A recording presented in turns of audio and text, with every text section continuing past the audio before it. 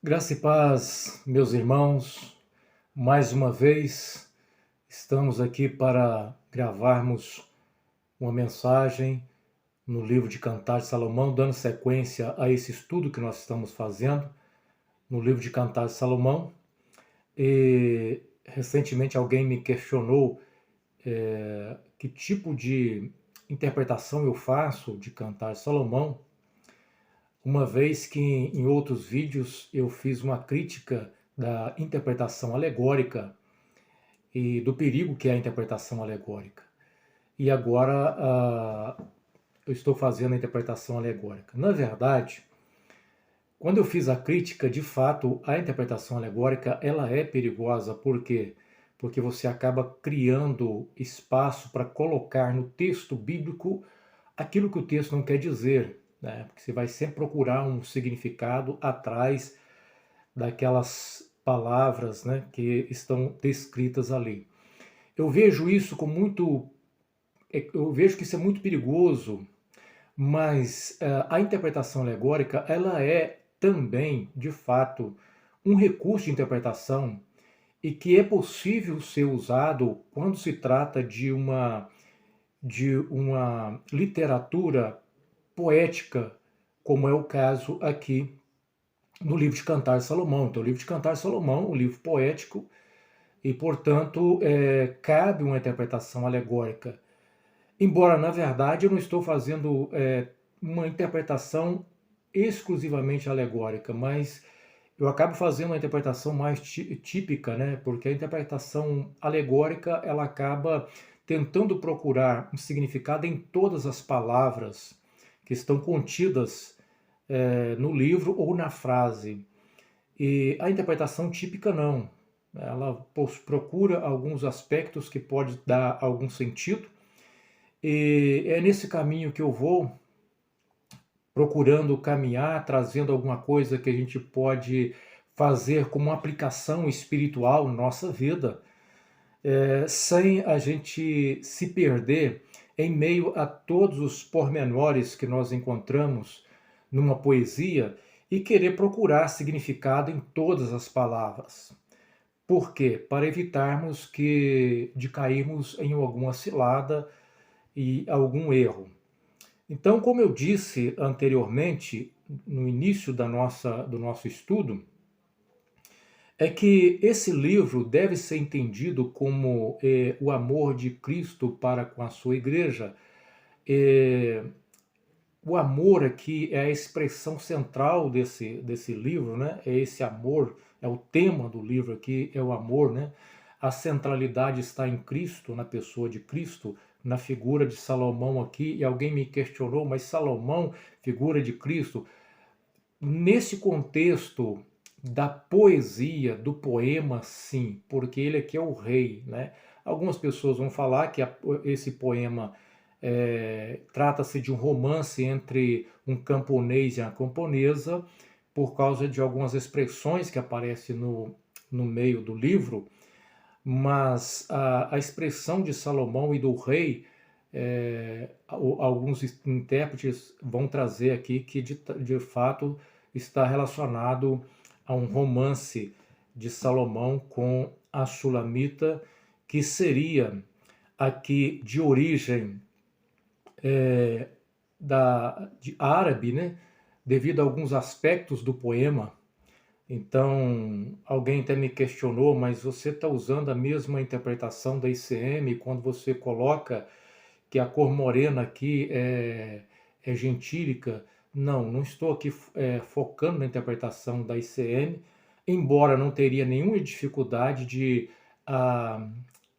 pegar qualquer explicação que possa vir da ICM e que eu veja que tenha algum sentido e poder aplicar. Mas, por enquanto, as aplicações que eu estou fazendo aqui não têm origem na interpretação da ICM, uma vez que eles caminham por uma outra forma de interpretação, buscando um sentido que eles chamam de profético, né? E que eu já disse que, a meu ver, parece ser mais complicado e oferecer menos coerência. Então eu procuro aqui entrar por um outro caminho.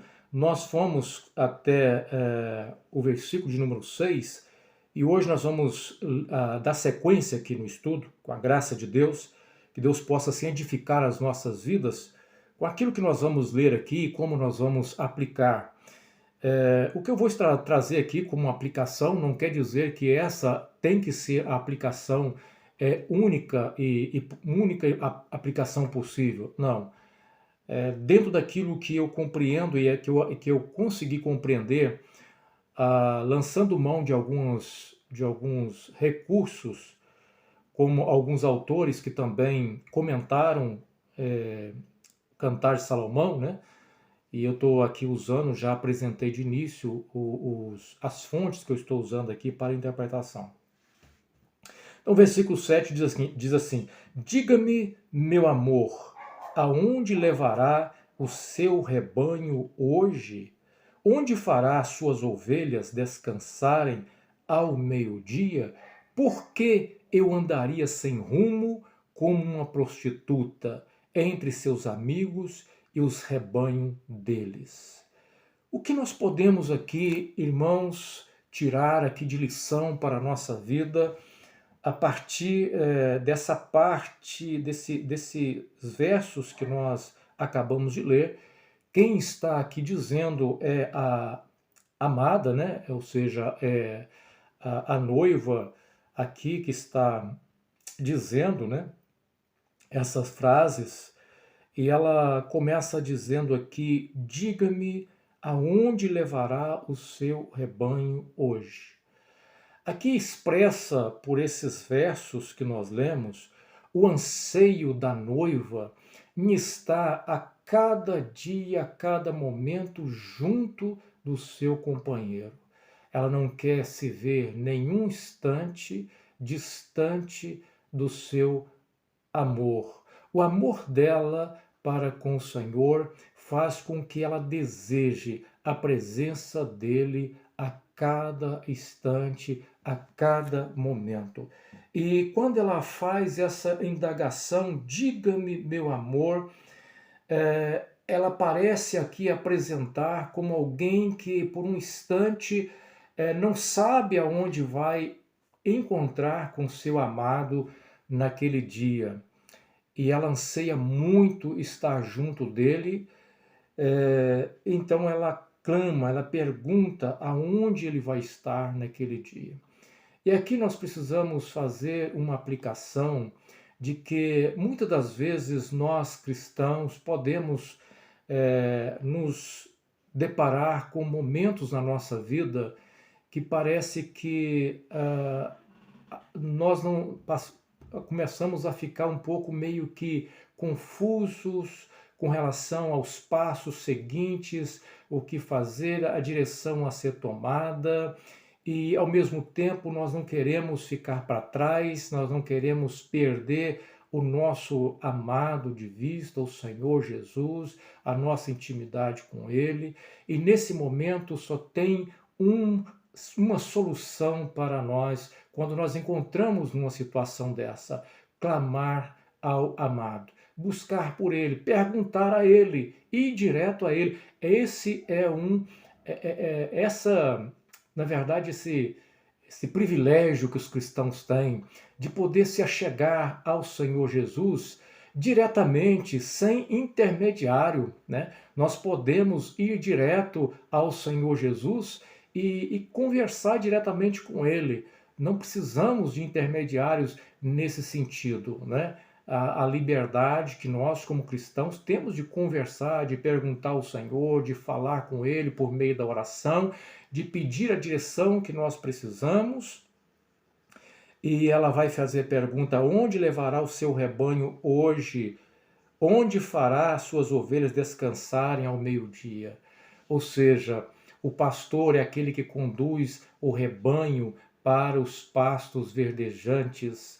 O Salmo 23 nos faz lembrar exatamente Davi como um pastor de ovelha. Ele se coloca como ovelha do Senhor, ele sabe o valor que tem ser conduzido pelo pastor aos pastos verdejantes, aonde ele vai dizer que ele poderia descansar em verdes pastos. Ao mesmo tempo que ele tinha alimento para alimentar a sua alma, ele também encontrava descanso junto aos pastos verdejantes. O Senhor Jesus é aquele pastor que não deixa de cuidar do seu rebanho.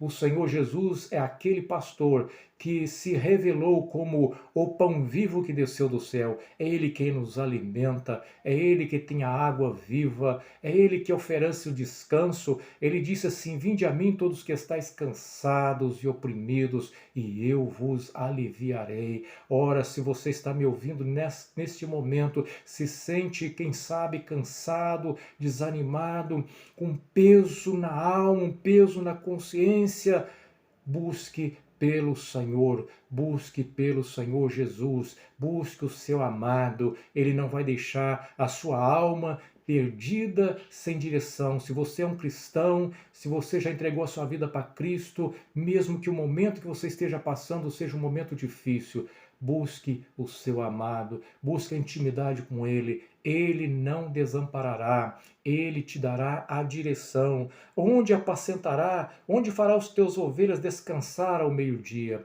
O meio-dia fala dos momentos de provas, dos momentos de lutas, porque é o momento em que o sol está mais quente, né? É o momento mais difícil ali, é o momento em que a sombra vai fazer toda a diferença na nossa vida. Descansar ao meio-dia numa sombra. A palavra de Deus diz que o Senhor é para nós sombra, é como uma sombra que oferece descanso para aqueles que estão cansados.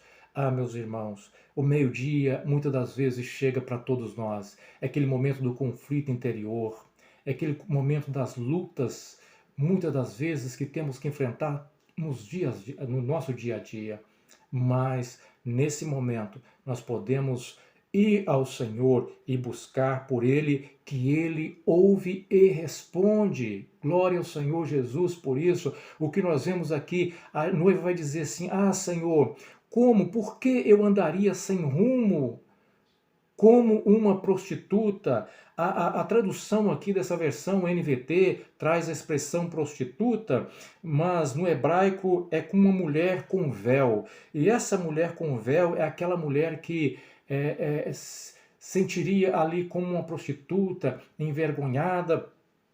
E aqui essa versão procura então traduzir como uma prostituta.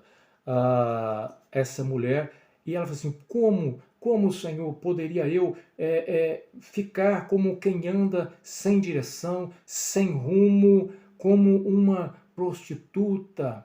Aqui nós vemos a preocupação da noiva com seu cuidado, com seu testemunho, em não transparecer, não deixar transparecer para os outros que ela seja, quem sabe, passar uma falsa imagem de que ela seja uma pessoa infiel. Ah, meus irmãos, nós vivemos momentos nos nossos dias onde o compromisso dos cristãos com o Senhor tem sido tão vacilante. Parece que as pessoas não estão preocupadas com o testemunho, parece que as pessoas não estão preocupadas com a aparência daquilo que as pessoas vão ver nela. E muitas das vezes cristãos têm se portado como quem erra no caminho. Muitas vezes cristãos têm se portado como aqueles que não têm o Senhor, como aqueles que são infiéis, como aqueles que não têm compromisso, não têm fidelidade. Isso pode ser visto muitas vezes na sua maneira de andar, na sua maneira de vestir. Ah, meus irmãos, as suas atitudes, a sua forma de andar, a sua forma de falar, a sua forma de vestir, como o mundo vê isso. Será que nós estamos expressando uma característica de quem de fato tem compromisso? Ou estamos expressando uma característica de quem não tem compromisso, de quem tem uma vida errante, que pode negar o amor do seu Senhor a qualquer momento? Será como nós estamos andando, como tem sido o nosso testemunho? Mas essa noiva não queria. Ela não queria ser vista dessa forma, por isso ela não queria perder de rumo o seu Senhor e nem distanciar dele. E ela precisava saber aonde é o caminho, onde o Senhor estaria, onde ela poderia alimentar a sua alma, onde ela poderia encontrar descanso. E aqui a resposta vem ao seu clamor. Se você não sabe, mais bela de todas as mulheres.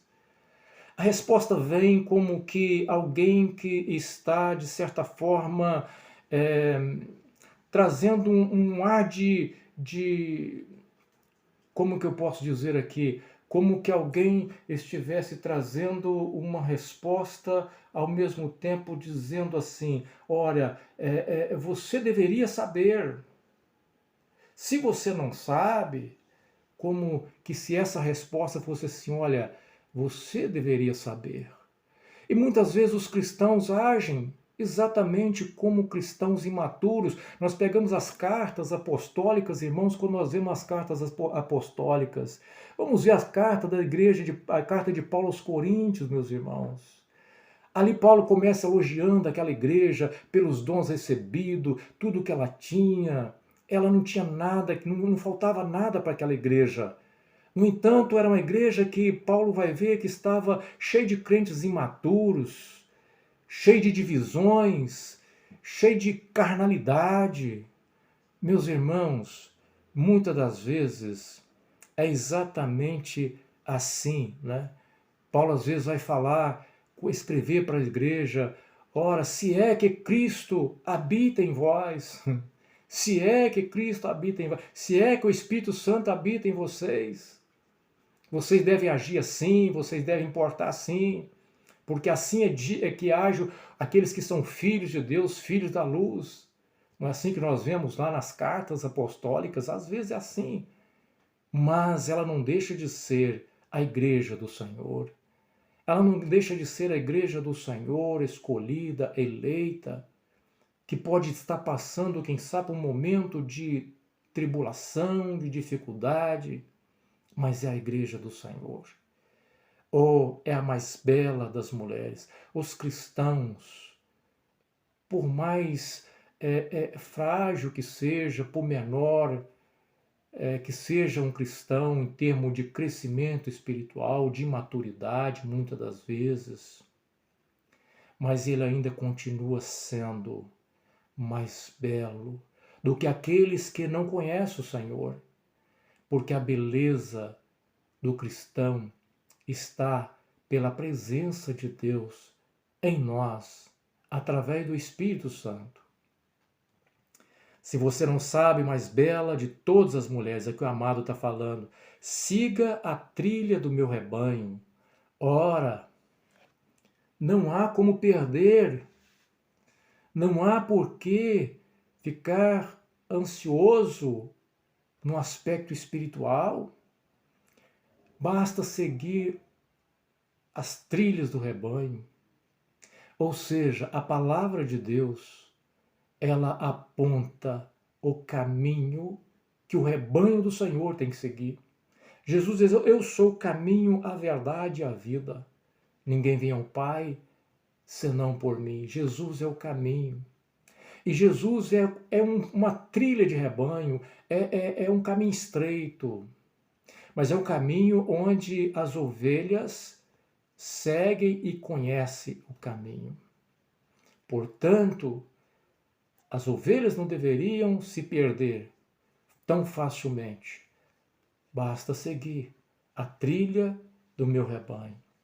Leve os seus cabritos para pastar junto com as tendas dos pastores. É lá, junto aos pastores, que você vai testemunhar da sua fidelidade. Deus nos leva para habitarmos onde nós temos que testemunhar o nosso amor sincero e o nosso compromisso fiel ao Senhor Jesus. Os pastores podem aqui até representar, como alguns intérpretes entendem, a figura daqueles que são os pastores, os ministros de Deus, que são colocados para cuidar do rebanho. Mas a nossa fidelidade e o nosso amor deve ser dado unicamente ao nosso Senhor Jesus. A nossa dedicação como igreja, a igreja do Senhor, ela deve se dedicar todo o seu amor ao seu amado. No versículo 9, ele vai dizer assim: você é cativante, minha querida. Você é cativante. E ele vai expressar nesse poema por que ela é tão cativante. E ele vai dizer, vai comparar a sua beleza cativante com uma égua entre os cavalos de Faraó, ou algumas outras versões, entre as carruagens de Faraó. A égua das carruagens de Faraó. E aqui ele vai comparar essa beleza, e aqui nessa expressão das éguas de Faraó faz todo sentido, porque Salomão, os melhores cavalos que Salomão possuía no seu reinado, eram cavalos que ele importava do Egito. Então, Salomão ele expressa aqui, ele conhecia muito bem as éguas de Faraó, a sua beleza. E aqui também, por essa expressão, alguns intérpretes vão identificar essa mulher, essa sulamita, como uma pessoa de origem egípcia. Por isso ela é comparada às éguas de Faraó. Por isso ela é comparada às éguas de Faraó, porque a sua origem é egípcia. Mas é de lá que ela vem. Ela vem de lá, mas ela tem uma beleza cativante. E era comum enfeitar os cavalos, as éguas eram todas enfeitadas com os seus apetrechos. E aqui também nós vemos a expressão que Salomão vai dizer aqui, expressar no seu verso aqui, né? Como são belas as suas faces. Na verdade, ela tem uma beleza própria. Mas uma beleza própria, e nós temos que aqui, trazendo para o campo da aplicação espiritual, nós temos que fazer aquilo que nós falamos lá de início, né? Levar em consideração que a mensagem teria uma mensagem trazida para pessoas regeneradas, para cristãos. E os cristãos já têm uma beleza, que é a beleza de um ser restaurado, nascido de novo, né? Que experimentou a regeneração, que pode então a partir daí expressar a sua beleza. E ele vai dizer que o que fazia com que as faces, a beleza da face dela se apresentasse, era através dos seus brincos. Os brincos colocados realçava a beleza. E aqui não fala as qualidades desse brinco, mas ela possuía alguma coisa que fazia com que realçasse a beleza da sua face. E fala também aqui do seu pescoço, também que era lindo e que realçava a beleza por causa do colar de joias.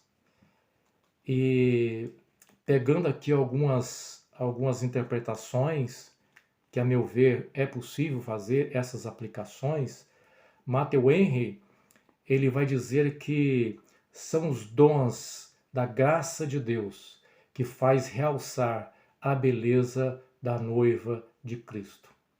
Ou seja, quando nós recebemos os dons espirituais, quando a igreja recebe os dons espirituais, nós vamos ver ali que os dons têm uma função de edificação da igreja. Trabalhar para edificar a igreja e, ao mesmo tempo, traz essa edificação, né, através dos ministérios, dos dons espirituais manifestos. A igreja quanto mais ela vai sendo edificada, crescendo, mais expressa a beleza de Cristo nela própria. Porque toda a beleza que a igreja tem, ela recebeu de Cristo. Porque a restauração é a restauração da imagem de Deus, que estava danificada por causa do pecado, mas em Cristo está sendo restaurada a cada dia, e cada dia a igreja que vai buscando intimidade com o Senhor vai aparecendo cada dia mais com o seu Senhor, até chegar aquele momento, o ápice da glória da igreja, que é o arrebatamento. Aí nós vamos experimentar toda a beleza que a igreja vai estar em condição de se apresentar ao seu noivo no arrebatamento. Então aqui essas as pérolas, as joias, os brincos representando aqui os dons espirituais, né? Faremos para você brincos de ouro com enfeites de prata. Brincos de ouro com enfeites de prata. Faremos. E aqui, alguns vão ver aqui nessa expressão faremos a expressão da Trindade Santa trabalhando na igreja, na restauração do ser humano. E, se eu não me engano, aqui o Atmani que faz essa aplicação, se eu não me engano, da Trindade, não sei se Matthew Henry também faz essa aplicação, mas alguns autores fazem essa aplicação da Trindade aqui, nessa expressão faremos para você brincos de ouro. O ouro representa aquilo que é o poder de Deus, aquilo que vem sobre a igreja, para que a igreja possa expressar ainda mais a sua beleza, né? O ouro e a prata. Vamos lembrar que existem cristãos de todas as maneiras dentro da igreja. Existem cristãos que constroem a sua casa com feno, com palha, com madeira, né? Mas são cristãos salvos. Mas existem aqueles que constroem com pedras preciosas, com ouro, com prata. É assim que Paulo fala, né, das características da igreja do Senhor. Dentro da igreja existem cristãos mais maduros, existem cristãos ainda um pouco imaturos, né? Mas a proposta do Senhor aqui é fazer com que os cristãos cresçam, recebam poder, né? Recebam poder, recebam o ouro de Deus, o poder para expressar essa beleza. O enfeite de prata aqui representa a redenção. O enfeite de prata aqui representa a redenção. Nisso concordam alguns autores que eu tenho aqui lançado mão, que vem também essa expressão da redenção nesse enfeite de prata. Tanto Matthew Henry, se eu não me engano, como também o Atmani vê dessa maneira, né? Então é aquilo que a igreja busca e recebe de Deus para exaltar o nome do Senhor e a sua beleza. Às vezes, há cristãos que estão expressando uma beleza, têm os seus brincos, né? Têm os seus brincos, mas o Senhor quer trocá-los. O Senhor quer levá-los a uma experiência um pouco maior com Ele, a uma intimidade maior, recebendo mais poder de Deus para testemunhar e para engrandecer o nome do Senhor. Que Deus nos abençoe, em nome de Jesus. Até o próximo vídeo, aí daremos sequência a esse estudo.